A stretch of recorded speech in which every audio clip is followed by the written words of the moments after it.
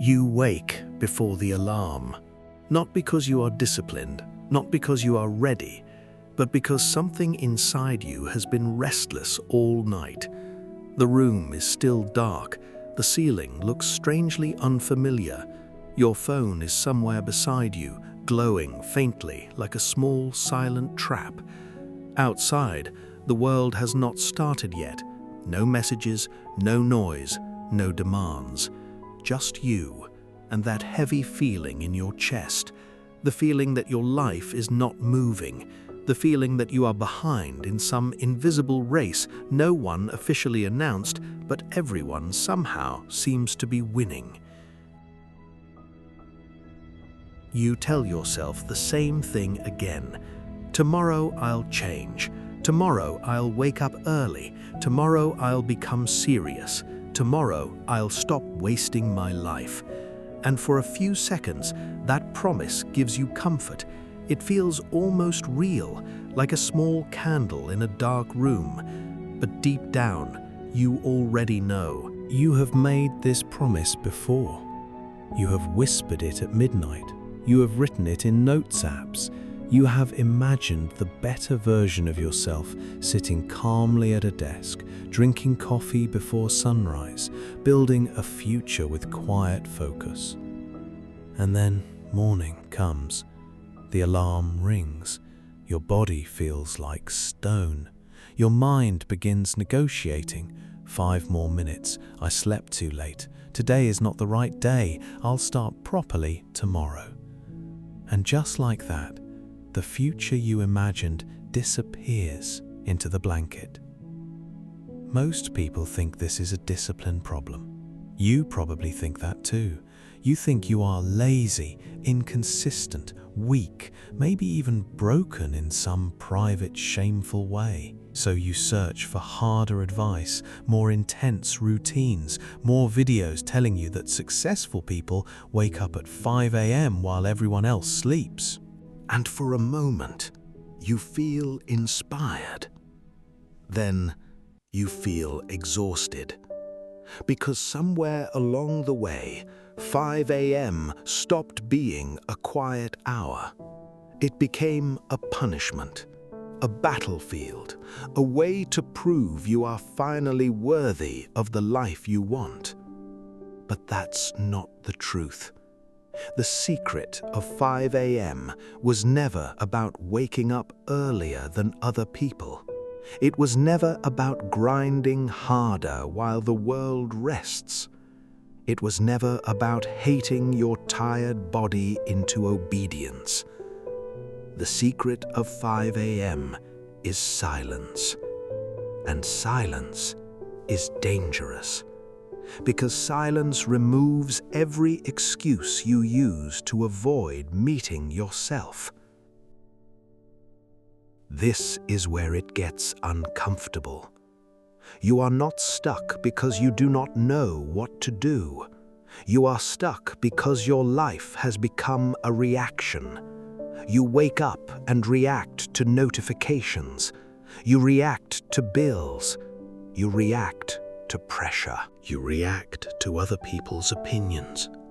You react to the fear that you are running out of time. By noon, your mind is already crowded. By evening, your willpower is already bruised.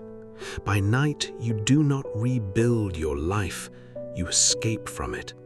And then you blame yourself for being weak. But your brain is not trying to destroy you. Your brain is a blind guard standing at the gate of your old identity. It doesn't care if you are happy. It cares if you are familiar. It doesn't ask, is this life meaningful? It asks, have we survived this before? And if the answer is yes, it will protect that pattern, even if the pattern is slowly draining your soul. This is why change feels so difficult, not because the new life is impossible, but because the old life is known.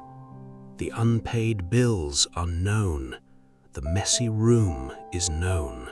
The late nights are known. The disappointment is known. Even your self-hatred is known. And a nervous system often chooses known pain over unknown peace, because known pain feels survivable. Zen philosophy understood this in a quiet way. It never treated transformation like a war against the self. It treated transformation like returning to what is real. A monk does not sweep the floor to impress the world. He sweeps because dust has gathered. He does not sit in silence to become superior. He sits because noise has become too loud. He wakes before dawn, not to punish his weakness. He wakes because the world is still soft enough to hear the truth. There is a kind of discipline that does not shout. It does not post itself online. It does not need applause. It simply returns again and again, like breath, like water, like morning light touching the floor before anyone notices. But look at your room last night, not the imaginary version of your life, the real one. The cup left beside the bed, the clothes on the chair, the browser tab still open, the video playing even though you stopped watching 20 minutes ago, the quiet guilt under your skin. You were not resting, you were disappearing, and you have felt this before. Imagine this. It is 12:47 a.m. The room is dim, washed in the cold blue glow of a screen. Your face is tired, but your thumb keeps moving. One more scroll, one more short video, one more distraction pretending to be comfort. Outside the street is empty. A motorbike passes far away. Then silence returns.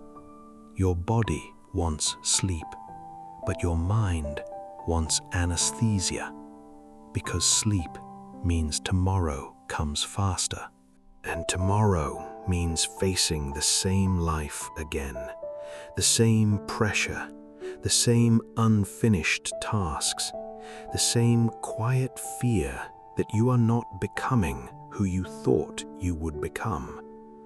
So you stay awake, not because the video is interesting, not because you are enjoying it, but because the moment you put the phone down, there is nothing left between you and the truth. The truth that your life has been asking for your attention, gently at first, then loudly, then through exhaustion, then through anxiety, then through that strange numbness where nothing feels urgent anymore, even though everything is falling behind. You roll onto your back. The ceiling is dark. You think about money. You think about time. You think about the person you used to believe you would become. And for a moment, something sharp moves through you. A tiny flash of honesty. I cannot keep living like this. But almost immediately, your mind softens the blow. It says, you're just tired. It says, be kind to yourself. It says, start tomorrow. And there it is, the most comforting lie in the world. Tomorrow. Tomorrow is beautiful because it asks nothing from you tonight. Tomorrow lets you remain unchanged while still feeling like you are planning transformation. So you make a plan, a clean plan, a perfect plan. Wake up at 5 a.m., drink water, journal, exercise, study, build, become unstoppable. And for a few minutes, you feel powerful. But notice what happened. You did not create a morning routine. You created an escape fantasy. You imagined a future self so perfect that your present self could not possibly begin. And when morning came, you failed because you lacked discipline. You failed because the plan was built on rejection. It said, "I will only respect myself after I become someone else." That is not discipline. That is self-abandonment wearing a productivity mask. True discipline begins differently. It does not begin with violence. It begins with observation, a quiet, almost painful honesty. This is where I am. This is what I keep doing. This is what I reach for when I am afraid. This is the version of me I keep protecting.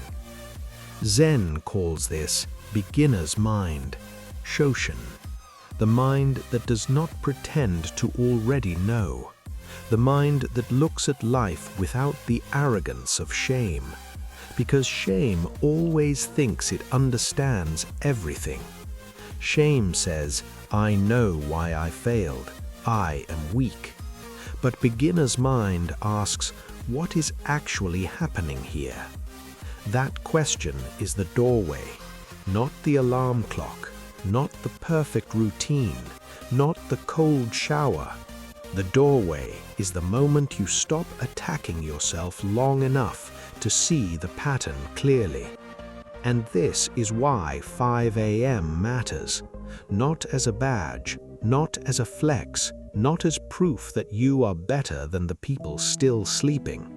It matters because before sunrise, the world has not yet handed you a character to play. No one has asked you to perform.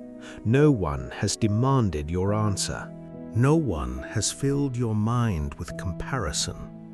At 5 a.m., you are not an employee, not a failure, not a broke person, not a late bloomer, not the disappointing version of yourself. You are just a human being sitting in the dark with one honest question. What am I becoming by repeating this life? That question can change you. Potential cannot be judged. Potential cannot fail. Potential can stay beautiful forever because it never has to touch reality. But the moment you act, the fantasy becomes measurable. The dream has to meet the clock. The talent has to meet repetition. The desire has to meet boredom. And this is where most people retreat, not because they're lazy, but because action threatens the story they have used to survive. You say you want a new life, but a new life requires a funeral, not a dramatic one, a quiet one. The old self does not disappear in flames, it disappears in small moments. When you wake and don't reach for your phone, when you sit with discomfort instead of escaping it, when you keep a promise so small no one else would clap for it, when you stop using exhaustion as proof that you are trying. It kept you alive in seasons where maybe all you could do was survive. So do not hate it, thank it, then stop letting it lead. Because the next version of you will not be born from punishment. It will be born from quiet discipline, the kind that says, I do not need to destroy myself to change, the kind that says, I can begin gently and still be serious, the kind that says, I can wake before the world, not to do more, but to finally hear myself. Tomorrow morning, maybe you will wake at 5 a.m. Maybe you won't. That's not the real question. The real question is whether you will keep living as a reaction to everything around you, or whether for one silent moment before the world begins, you will choose the person you are becoming. Because one day your life will be built. The only question is, will it be built by your fear or by your attention.